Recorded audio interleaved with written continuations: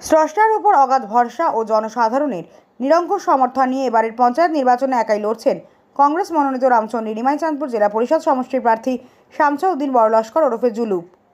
বৃহস্পতিবার রাতে কুচিলা চন্দ্রপুর গ্রামে ভারতীয় জাতীয় কংগ্রেস আয়োজিত এক নির্বাচনী জনসভায় এমনই আত্মবিশ্বাসী বক্তব্য রাখেন তিনি। শামছাউদ্দিন বড়লস্কর দাবি করেন, এই আসনে তিনি একমাত্র প্রার্থী যিনি কোনো সাংসদ বা বিধায়কের সহায়তা ছাড়া একাই লড়েছেন। তার প্রতিদ্বন্দ্বিতার পেছনে রয়েছেন প্রভাবশালী রাজনৈতিক ব্যক্তিত্বরা, কিন্তু তার পেছনে রয়েছেন সর্বশক্তিমান এবং সাধারণ জনগণের নিরঙ্কুশ সমর্থন। তিনি বলেন, জনগণের ভালোবাসা আশীর্বাদ যেভাবে পাচ্ছে তাতে আমাকে জয়ী হওয়া থেকে কেউ আটকাতে পারবে না। তিনি আশা প্রকাশ করেন যে জেলার 8টি জেলা পরিষদ আসনের মধ্যে অন্তত 6টি আসনে কংগ্রেস প্রার্থী জয়ী হবেন এবং এবারের হাইলাকান্দি জেলা পরিষদ ভোট কংগ্রেস যাবে। দেশের গণতন্ত্র, সংবিধান, ধর্মনিরপেক্ষতা রক্ষার প্রয়োজনে 2রা এপ্রিল অনুষ্ঠিতব্য পঞ্চায়েত নির্বাচনে জাতি, ধর্ম, বর্ণ নির্বিশেষে সকল ভোটারকে কংগ্রেসের প্রতীক হাতে ভোট দেওয়ার জন্য করজোড়ে আবেদন জানান তিনি। তার বক্তব্যে বিজেপি এবং AIUDFকে তীব্র সমালোচনা করে উভয় দলকে সাম্প্রদায়িক আখ্যা দেন। এদিনের সভায় উপস্থিত হয়ে বক্তব্য রাখেন জেলা কংগ্রেসের উপসভাপতি ও APCC সদস্য শামসুল ইসলাম বড়লস্কর, সম্পাদক আবু ইউসুফ লস্কর সহ অন্যান্য নেতৃবৃন্দ। সবাই বিপুল জনসমাগম ছিল লক্ষণীয়। ভারতীয় জাতীয় কংগ্রেস দলের প্রার্থী হিসাবে আমি আমার সমষ্টির আনাচে কানাচে আমি যাচ্ছি।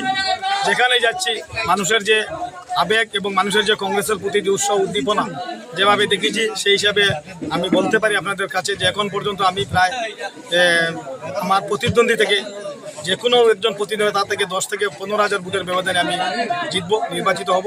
এবং তৎসঙ্গে আমার হাইলাকান্দি জেলা 8টি জেলা পরিষদের মধ্যে 6টি জেলা পরিষদে এখন পর্যন্ত আমরা কংগ্রেস 1 নম্বর পজিশনে আছে।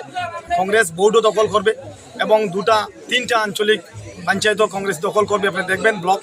এবং সেই সঙ্গে আমি জেলা কংগ্রেসের পক্ষ থেকে সর্বস্তরে জনসাধারণের কাছে শুধু আমার রামচন্দ্রী নিমাইচাঁদপুর অঞ্চলের ভোটারদের পাশাপাশি প্রত্যেকটি অঞ্চলের প্রত্যেকটি জেলা পরিষদ সমষ্টির জনসাধারণকে অনুরোধ করছি যে বর্তমান পরিস্থিতির দেশের রাজনীতিতে হিন্দু মুসলিম বিভাজন করে AIUDF এবং বিজেপি যে ন্যাক্কারজনক রাজনীতি করছে, সেই রাজনীতিকে সমূলে ধ্বংস করতে এবং আগামী প্রজন্ম আমাদের ছোট ছোট ছেলেমেয়েদের ভবিষ্যতের লক্ষ্যে, তাদের উন্নতির লক্ষ্যে কংগ্রেস দলকে শক্তিশালী করার আহ্বান জানাচ্ছি।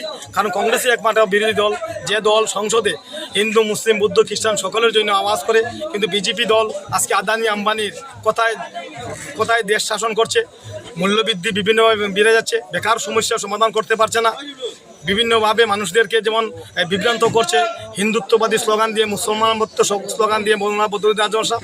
তৎসঙ্গে আমাদের বিজেপি এবং আমাদের রাইজর দল, 3টি দল AIUDF, বিজেপি এবং রাইজর দল মিলে কংগ্রেস দলকে যাতে হাইলাকান্দিতে জেলা পরিষদ দখল করতে যেতে না পারে, তার জন্য হিমন্ত বিশ্ব শর্মা তাদেরকে ফাইন্যান্স দিয়ে আমার জেলা পরিষদের বিভিন্ন অঞ্চলে বিভিন্ন জেলা পরিষদে তাদের ক্যান্ডিডেট দিয়ে, অর্থ বল দিয়ে, প্রশাসন দিয়ে, বাহুবল দিয়ে যে চেষ্টা করতে সেটা বিফল হবে।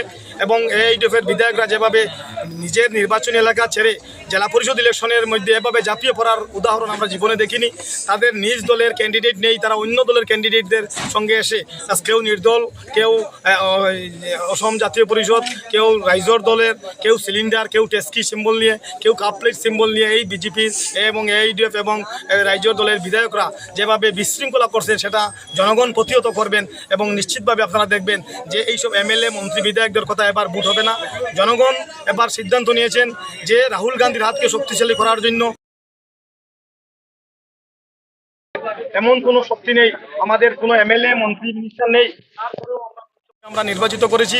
যদিও করিমগঞ্জ আমরা পিছিয়ে থাকার কারণে অল্প ভোট হেরেছি, কিন্তু বর্তমান যে পরিসংখ্যান নীরবভাবে কংগ্রেসের পক্ষে আছে, সেটাই হিমন্ত বিশ্ব শর্মা সরকার, বিজেপি সরকার দেখেছে যে লোকসভা নির্বাচনের সময় যে ভোটগুলা, সেই ভোটগুলা যদি আমাদের পঞ্চায়েত নির্বাচনে যদি সেই ভোটগুলা আবার যদি কংগ্রেস দলের পক্ষে যায়, তাহলে নিশ্চিতভাবে 6টি জেলা প্রশাসন কংগ্রেসের দখলে গিয়ে ভোট দখল করবে। তার জন্য ভীত শঙ্কিত হয়ে বিজেপি এবং AIUDF তারা আমাদের কংগ্রেস দলের প্রার্থীদের বিরুদ্ধে যে অপপ্রচার বা যেভাবে অর্থবল দিয়ে লেগেছে, জনগণ তাদেরকে প্রত্যাখ্যান করবেন। এবং আগামী 2 তারিখ আমাদের 2 মে ভারতীয় জাতীয় কংগ্রেস দলের ক্যান্ডিডেটদের বিপুল ভোটে জয়লাভ করে আমাদের কংগ্রেস দল জেলা পরিষদ দখল করবে, সেটা নিশ্চিত।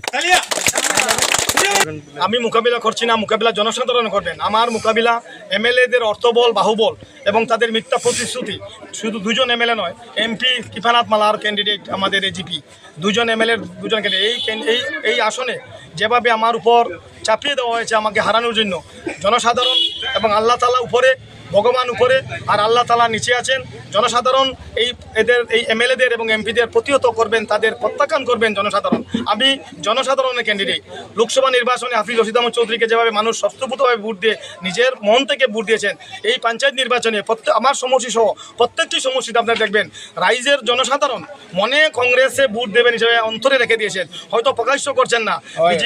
বিজেপির বিরুদ্ধে এইডিএফের বিরুদ্ধে মানুষের যে ক্ষোভ, সেই ক্ষোভ আগামী 2 মে দেখবেন যে মানুষ মন থেকে বের হয়ে কংগ্রেসের হাতের সিম্বলে ভোট দেবেন এবং বিধায়কদের প্রত্যাখ্যান করবেন।